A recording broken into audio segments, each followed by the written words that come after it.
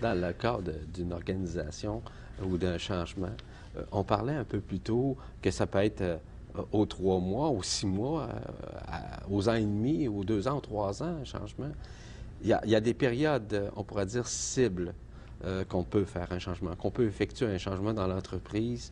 Et ces changements-là ont des influences, comme je le mentionnais tout à l'heure, directes et indirectes sur les employés, sur la sécurité des employés.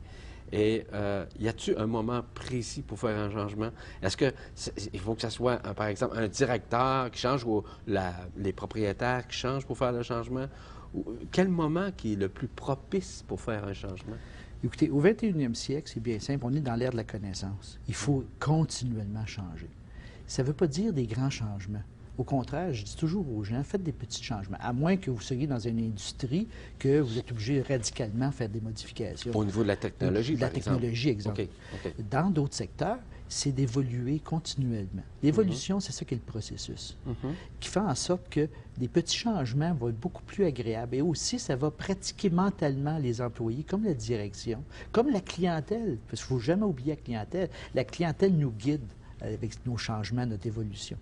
Et à ce moment-là, des petits changements, toujours des petits changements font en sorte qu'on va devenir des athlètes du changement. On va se lever le matin, c'est pas comme si on lèverait là, des poids, là, on est habitué de lever nos poids, là, on peut changer. Là, de mettre dans la conscience de nos gens, que ce soit à l'école, que ce soit avec les professionnels qu'on traite, avec l'industrie, avec nos politiciens. Il faut leur dire, écoutez, le petit changement, ça fait toute la différence parce qu'on est habitué, là, on est dans le mouvement de changer. Donc, on parle de culturisme moral, culturisme mental, culturisme psychologique, de ce que j'entends. Il faut avoir un apprentissage continu à l'intérieur du processus. Exactement. Il faut continuer l'apprentissage, continuelle recherche d'informations, continuelle ouverture sur les autres, continuelle valorisation de la communication, parce qu'il n'y a pas de communication, là, quand même que vous diriez aux gens, que ce soit des politiciens, des économistes, des industriels, si vous ne communiquez pas à tous les jours le processus vers lequel vous allez, comment vous voulez que les gens vous respectent? Ah, c'est un fait. Ils sont dans la noirceur. Là, on retombe au chapitre 2, la peur. Donc, vous voyez le cercle vicieux.